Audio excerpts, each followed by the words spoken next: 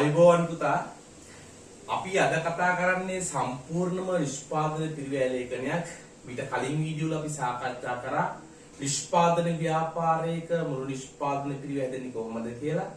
ඒ වගේම ඊට පස්සේ වීඩියෝ එකලුත් මම කරා ඍජු පිරිවැය නැත්නම් මේ පාතුංග පිරිවැය දක්වා නිෂ්පාදන පිරිවැය ලේඛනයක් හදන්න. දැන් අද අපි උත්සාහ කරනවා සම්පූර්ණම නිෂ්පාදන පිරිවැය ලේඛනයක් හදන්න. මම මතක් කරොත් ඔයාට නිෂ්පාදන පිරිවැයට කොටස් දෙකකට බෙදාගත්තා ඍජු පිරිවැය සහ වක්‍ර පිරිවැය කියලා. එහෙම නැත්නම් පාතුංග පිරිවැය සහ නිෂ්පාදන පොදුකාරී පිරිවැය කියලා. ඍජු පිරිවැය කොටස් තුනකට අපි ගත්තා ඍජු ද්‍රව්‍ය, ඍජු ශ්‍රමය, ඍජු වෙනත් කියලා. ඒ වගේම භාණ්ඩයත් එක්ක පහසුවෙන් කියන්න බැරි පිරිවැය වක්‍ර පිරිවැය කොටස් තුනකට ගත්තා වක්‍ර ද්‍රව්‍ය, වක්‍ර ශ්‍රමය, වක්‍ර වෙනත් කියලා. එතකොට කලින් වීඩියෝ එකේදී අපි පාතුංග පිරිවැය හොයාගත්තා. ඒ කියන්නේ අපි ඍජු පිරිවැය එකතු කරලා ගත්තා. මුලින්ම ගත්තා ඍජු ද්‍රව්‍ය. ඍජු ද්‍රව්‍ය පිරිවැයට අයිති උනේ නිෂ්පාදනාගාරයේ යම් කාලච්ඡේදයක මාසයක හෝ වර්ෂයක අපි ඍජු ද්‍රව්‍ය පිරිවැය එහෙම නැත්නම් පරිභෝජනික ද්‍රව්‍ය පිරිවැය හොයාගත්තා. ඒක හොයාගත්තේ ආරම්භක අමුද්‍රව්‍යයට ගැණුම් එකතු කරා. ඒ වගේම ගෙනීමේ කුලි පැටවුම් ගාස්තු වෙනවනේ දුරන්නේ කිව්වා. අමුද්‍රව්‍ය ආපස්සේ වුණානේ කයින් කරාට පස්සේ ගබඩාවේ ඉතුරු වෙලා තියෙනවා නම් අමුද්‍රව්‍ය තුනක්. කාලච්ඡේදයේ අවසන් දවසට අමුද්‍රව්‍ය ඉතුරු වෙලා තියෙනවා නම් ඒකත් අයින් කරාට පස්සේ පරිභෝජනීය ද්‍රව්‍ය පිරිවැය හොයන්න පුළුවන් කිව්වා. ඊළඟට ඍජු අනිකුත් පිරිවැයන් ඍජු ශ්‍රමය, ඍජු වෙනත්. ওই දෙකම පොඩි පොඩි අයිටම් තියෙන නිසා නැත්නම් විශාල ප්‍රමාණයක් නැති නිසා ඍජු අනිකුත් කියලා වාට ගන්න පුළුවන් ඍජු ශ්‍රමය සහ ඍජු වෙනත් වේදන් ඔක්කොම එකට. එහෙනම් ඔයාලට ගන්න පුළුවන් අනිකුත් ඍජු වේදන් කියලා ඍජු වේතන, මෝටර ශිල්පීන් ගෙවීම, ඔය ඍජු අනිකුත් වේදන් සියල්ලම අපි ගත්තට පස්සේ වාට හොයා ගන්න පුළුවන් ඍජු ද්‍රව්‍ය පිරිවැයයි, ඍජු අනිකුත් ඒ කියන්නේ ඍජු ශ්‍රමයේ, ඍජු වෙනත් එකතු වුණාම අපිට හැදෙනවා පාතුංග පිරිවැය කීයද කියලා. හරි එතනින් තමයි අපි වැඩි නැවැත්තුවේ. දැන් අද අපිට සාකච්ඡා කරන්න තියෙන්නේ එතනින් එහාට මුළු නිෂ්පාදන පිරිවැය හොයාගන්න.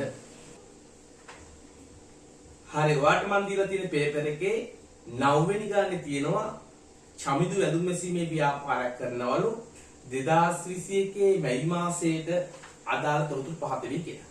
ඒතකොට මැයි මාසයේ දරලා තියෙන මුළු නිෂ්පාදන පිරිවැය හොයාගන්න ඕනේ. මෙතන කියනවා නිෂ්පාදන පිරිවැය ලේඛනයක් හදන්න කියලා. එලා මැයි මාසයේ දරලා තියෙන මුළු නිෂ්පාදන පිරිවැය හොයා ගන්න ඕනේ. හරි ගන්න එකින් එක තොරතුරු මුලින්ම තියෙනවා රෙදි සඳහා 250000 දරලා තියෙනවා. එතකොට මේ ඇඟලුම් කර්මාන්ත ශාලාවේ ඍජු ද්‍රව්‍ය පිරිවැය. එයා ගැණුම් කරලා තියෙනවා 250000ක්. අමුද්‍රව්‍ය ගැණුම්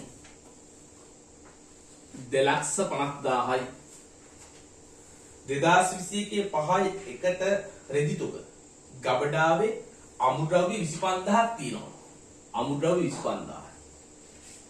ඒක පුතා පළවෙනි තීරුව දාගත්තත් කමන්නේ. එහා පැත්තේ තීරුව දාගත්තත් කමන්නේ. මේ නිෂ්පාදන පිරිවැය ලේඛනයේට නිශ්චිත මාතෘකයක් නැහැ.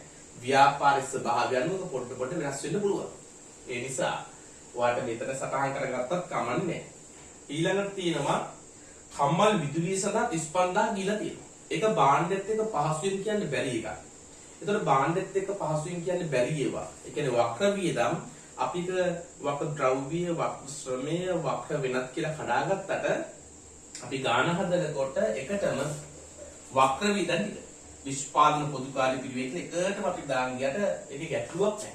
එහෙනම් ඔයාට කම්මල් විදුලිය ගඩ නිෂ්පාදන පොදුකාරී පිරිවැයට 35000යි භාණ්ඩයත් එක්ක පාස්වෙන් වෙන් කරලා කියන්න බෑ. ඒක අපි ගන්නවා නිෂ්පාදන පොදුකාරී පිරිවැයට. මුරකරුවටපුත් නිෂ්පාදන පොදුකාරී පිරිවැයක් භාණ්ඩයත් එක්ක පාස්වෙන් වෙන් කරලා කියන්න පුළුවන් වියදමක් නෙමෙයි. ඒකත් වක්‍ර වියදමක්. යන්ත්‍ර අලුත් වැඩියාවත් නිෂ්පාදන පොදුකාරී පිරිවැයක්. යන්ත්‍ර අලුත් වැඩියාව. ඉන්ධනත් නිෂ්පාදන පොදුකාරී පිරිවැයක්. ඍජු වියදම් ටික උඩ ගත්තා. භාණ්ඩයත් එක්ක පහසුවෙන් කියන්න බැරි ඒවා මේ වක්‍ර වියදම් සියල්ලම ඔයා නිෂ්පාදන පොදුකාරයට ගන්න. සුපරීක්ෂණ වේතන නිෂ්පාදන පොදුකාරී පිරිවැයක් නූල් සඳහා යන වියදම සමහරට මේ ඇඳුමත් එක්ක හරියටම කියන්න පුළුවන් වෙයි. නමුත් ඇඳුමත් එක්ක ගත්තොත් සුළු වියදමක්. ඒ නිසා ඒක වක්‍ර වියදම් වලට ගත්තට වරදක් නැහැ. නූල් ගණ්ඩ නිෂ්පාදන පොදුකාර්ය වියදම් වලට පරිපණන් ගාස්තු නිෂ්පාදන පොදුකාර්ය පිරිවැයක්. ඍජු වේතන. ඍජු වේතනෙ ඉන්න ඕනේ ඍජු වලට. අනිකුත් ඍජු වියදම්. 50000යි. අනිකුත් ඍජු වියදම. ඍජු ද්‍රව්‍ය හැරුණාම අපි ඍජු ශ්‍රමයේ ඍජු වෙනත් ටික. මේ ටික අපි අනිකුත් ඍජු වියදම් යටතේ ගත්තා නම් හරි. ඔක්කොම එකට ගමු. ගොඩනැගිලි කුලී නිෂ්පාදන පොදුකාර්ය පිරිවැයක්. මහන මැසින් වාර්ෂික ෂෙයා වීම නිෂ්පාදන පොදුකාර්ය පිරිවැයක්.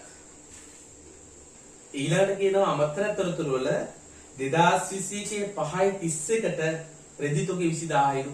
කාලච්ඡේදයේ අවසන් දිනට රෙදි තොගේ දෙනවා 20000ක්. එහෙනම් ඔයාලට තියෙන අවසන් රෙදි තොගේ ගැනුම් වල පහලින් අඩු කරන්න ඕනේ. අවසන් රෙදි තොගේ තියෙනවා 20000ක්. මෝස්තර ශිල්පීන්ට ඇඳුමකට 100 බැගින් ගෙවන්න ඕනලු. එක ඇඳුමකට 100 බැගින් ගෙවන්න ඕනලු. එලා ඍජු වියදමක් බාණ්ඩයත් එක හරියට කියන්න පුළුවන්. ඇඳුම් මේක 200ක් ඇදුවලු. ඇඳුම් 200ක් ඇදුවලු. එයා 20000ක් වියදම් වෙලා තිබෙන එක ඍජු වියදමක්.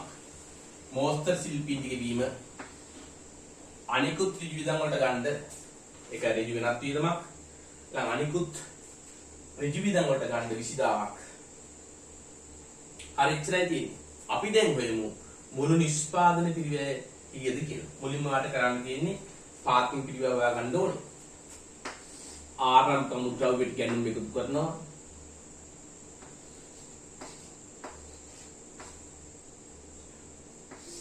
එකකින් අවසන් අමුද්‍රව්‍ය තොගය අඩු කරාම පරිභෝජනය කළ තියෙන 255000ක්.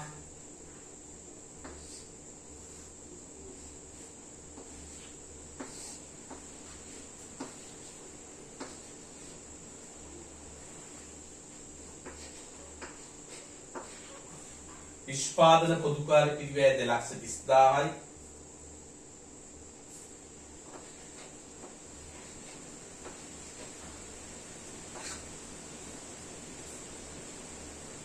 මුළු නිෂ්පාදන පිරිවැයනවා 555000ක්.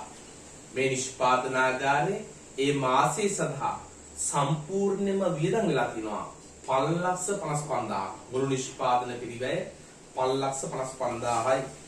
ආයන්නෙන් අහනවා එක ඇඳුමක පිරිවැය කීයද කියලා. එක් ඇඳුමක පිරිවැය. එතකොට මුළු නිෂ්පාදන පිරිවැය කාලච්ඡේදයේ ගිහිල්ලා තියෙනවා මෙයාට 555000ක්. සම්පූර්ණයෙන්ම 555000ක් වියදම් වෙලා තියෙනවා. එයා හදලා තියෙන ඇඳුම් මේක 200යි. ඇඳුම් මේක 200ක් හදලා තියෙනවා.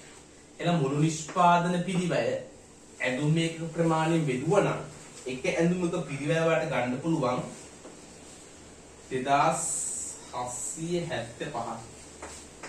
එක ඇඳුමක පිරිවැය 2775යි. හරි යමුත් අපි ඊළඟ ගානට වාට එකතු කරලා තියෙනවා නොනිමි තොගය සම්බන්ධයෙන්. සාමාන්‍ය නිෂ්පාදනාගාරයක් යම් වර්ෂයකට හරි මාසයකට හරි අපි ගණන් හැදුවට මාසයේ අවසන් වෙනකොට නැත්නම් වර්ෂයේ අවසන් වෙනකොට බාණ්ඩ නිෂ්පාදනය හදලා ඉවරයක්ම කරන්නේ නැහැ. සමාට නිෂ්පාදන ක්‍රියාවලිය සිද්ධ වෙමින් පවතින. පිටිතොගයක් අනලා තියෙන්න පුළුවන්. අපි මූල ප්‍රකාශන හදන දිනට පිටිතොගයක් හදලා තියෙන්න පුළුවන්. වඩු කර්මාන්තශාලාවක භාගයක හදපු මේස තියෙන්න පුළුවන්. ව්‍යාපාරයේ කාලච්ඡේදේ පටන් ගන්නකොටම තියෙන නොනිමි තොගය භාගයක හදපු තොගය එයා නිම කරන්න පුළුවන්. ඒ වගේම කාලච්ඡේදේ අවසන් වෙද්දි නොනිමි තොගයක් තියෙන්න පුළුවන්. ඔයාට කරන්න ඕනේ නිෂ්පාදන පිළිවෙලකදී හදනකොට ආරම්භක නොනිමි තොගයක් තියෙනවා නම් භාගයක හදපුවා තියෙනවා නම් ඒක නිෂ්පාදන පිළිවෙලකදී පහළින් එකතු කරන්න. අපි තුමු ආරම්භක නොනිමි 10000යි කියලා. ආරම්භක නොනිමි 10000යි භාගයක හදපුවා 10000ක් තියෙනවා. ඒක එකතු කරන්න. මොකද ඒක නිෂ්පාදන ක්‍රියාවලියේදී ඊළඟ කාලච්ඡේදේ නිෂ්පාදනය කරනවා. කාලච්ඡේදේ අවසන් දවසේ නොනිමි තොගය තිබුණොත් 4000ක්. අපි ගිණුම් හදන අවසන් වෙනකොට තව 4000ක් භාගයක හදපුවා තියෙන ගයි කළා. එතකොට සුද්ධ වශයෙන් එන වියදම මුළු නිෂ්පාදන පිළිවෙලට එකතු කරා නම් නිෂ්පාදන පිළිවෙලට එකතු කරා නම් අපි කාලච්ඡේදයේ මුළු පිළිවෙල හොයාගන්න පුළුවන්. එහෙනම් පොඩි කාර්යයක් කරන්න ඕනේ ආරම්භක නොනිමි ටික එකතු කරගන්න අවසන් නොනිමි ටික අඩු කරලා සුද්ධ උත්තරය ගැලපුවා නම් අපිට මුළු නිෂ්පාදන පිළිවෙල හොයන්න පුළුවන්. හරි අපි 10 වෙනි ගාන සාකච්ඡා කරමු. 10 වෙනි ගානේ කියනවා 2021 මාර්තු මාසයේ ගෘහභාණ්ඩ නිෂ්පාදන ව්‍යාපාරයකින් පහත තොරතුරු පුටගත්තලු. ඔයාලට හදන්න කියනවා නිෂ්පාදන පිළිවෙල ලේඛනයක්.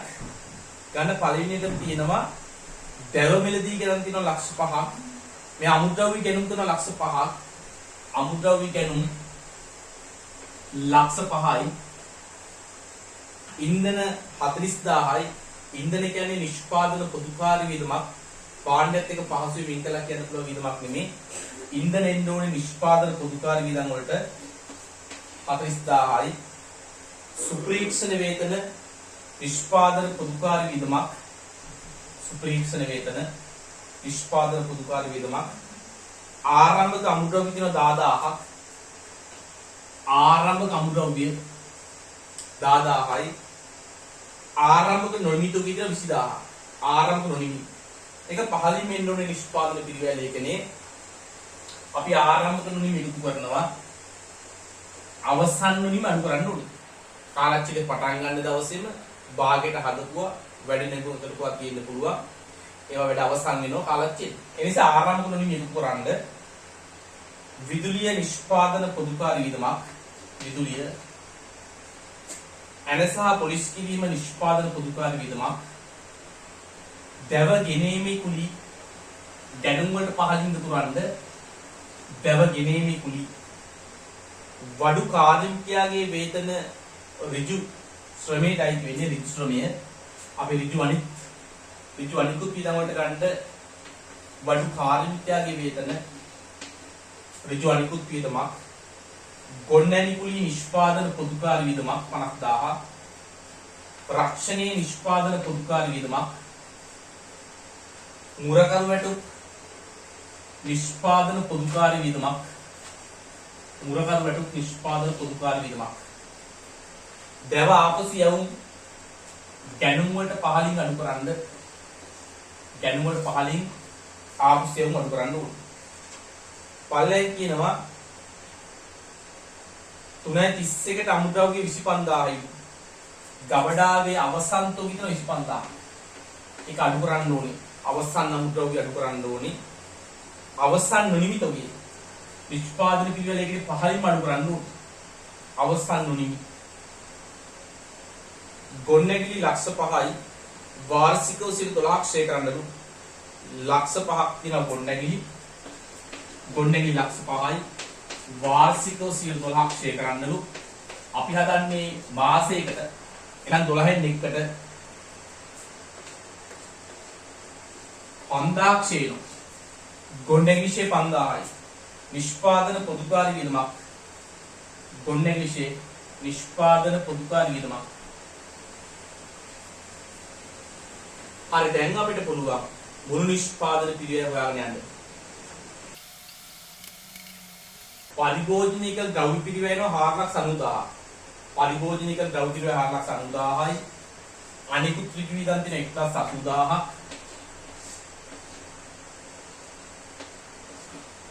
පාතික පිළිවෙල 6,70,000ක්. ඍජු මිල තියෙන 6,70,000ක්. නිෂ්පාදන පොදුකාරී වියදම්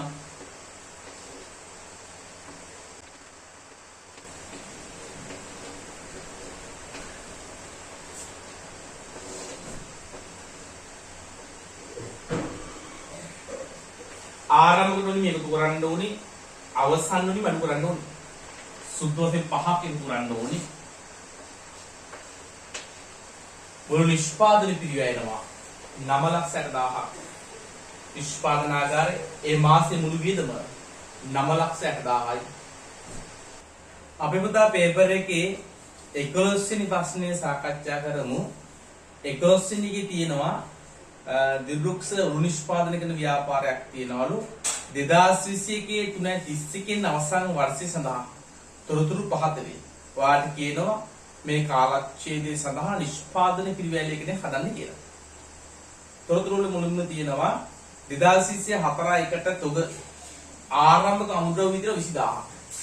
ආරම්භක අමුද්‍රව්‍ය නිෂ්පාදන පිරිවැලයක උඩින් වෙන්න ඕනේ. ආරම්භක අමුද්‍රව්‍ය තියෙනවා 20000.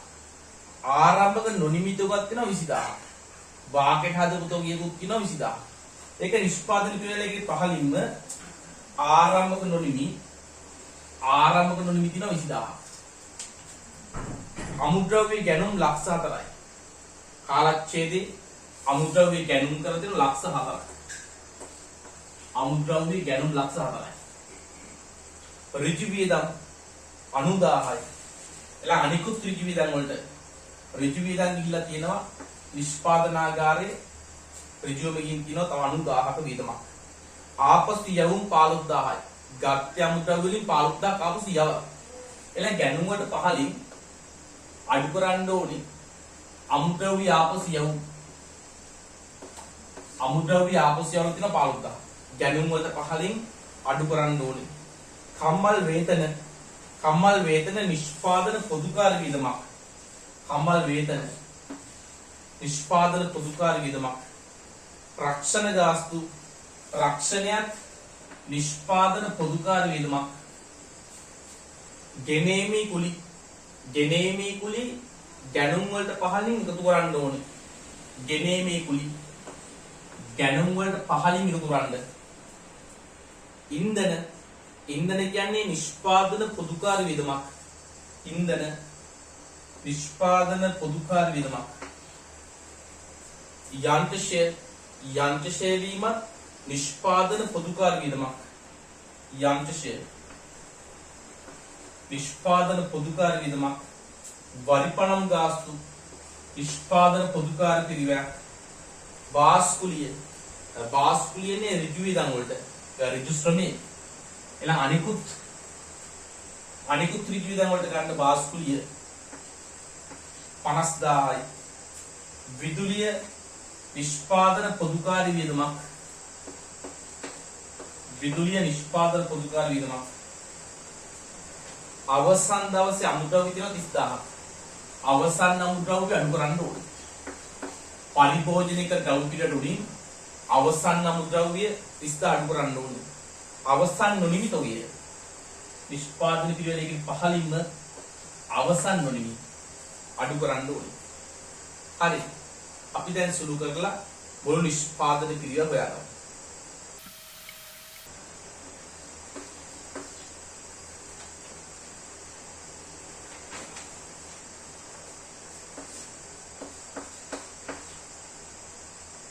පරිභෝජනික ද්‍රව්‍ය පිරිවැය 390ක් එනවා. අනිකුත් ඍජු වියදම් 140යි. එතකොට පාතිම පිරිවැය අපිට ගන්න පුළුවන් 530000. පාතිම පිරිවැය. එහෙම නැත්නම් මේ ඍජු වියදම් වල එකතුව 530000. වක්‍ර වියදම්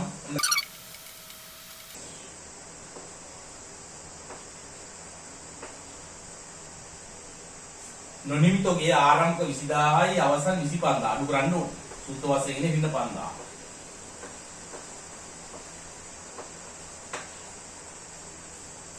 මුළු නිෂ්පාදන පිරිවැය එනවා 690000. නිෂ්පාදනාගාරේ මේ වර්ෂයේ වියදම් කරලා තිනවා මුළු නිෂ්පාදනය කරන්න මුළු නිෂ්පාදන පිරිවැය 690000ක්. උදා නිෂ්පාදන පිරිවැයලකින් අපි දැන් 3 වෙනි කොටස අවසන් කරන්නේ. අපි 4 වෙනි කොටසේ තව නිෂ්පාදන පිරිවැල ඉගෙන ගන්න ගියා කලින්. ආයිබෝවන්.